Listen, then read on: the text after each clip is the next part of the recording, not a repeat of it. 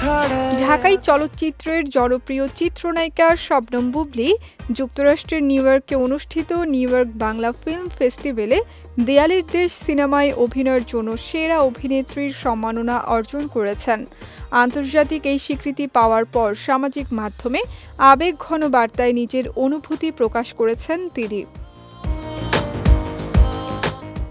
পুরস্কার পাওয়ার খবর জানিয়ে বুবলী বলেন, দেয়ালের দেশ সিনেমার জন্য সেরা অভিনেত্রীর পুরস্কার পেয়ে তিনি অত্যন্ত সম্মানিত ও কৃতজ্ঞ। তবে এই অর্জনকে তিনি শুধু নিজের নয়, পুরো টিমের সাফল্য হিসেবে দেখছেন।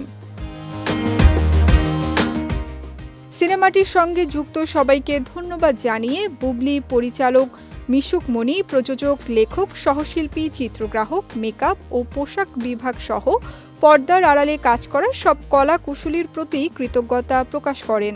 তিনি বলেন, তাদের পরিশ্রম, নিষ্ঠা ও বিশ্বাসের কারণেই এই অর্জন সম্ভব হয়েছে। এছাড়া নিউ ইয়র্ক বাংলা ফিল্ম ফেস্টিভ্যালের আয়োজক নিজের পরিবার, বন্ধু এবং অভিনয় জীবনের শুরু থেকে পাশে থাকা শুভাকাঙ্ক্ষীদের প্রতিও আন্তরিক ধন্যবাদ জানান এই অভিনেত্রী। তিনি মনে করেন, তাদের সমর্থন ও উৎসাহ তাকে প্রতিনিয়ত সামনে এগিয়ে যেতে অনুপ্রাণিত করেছে।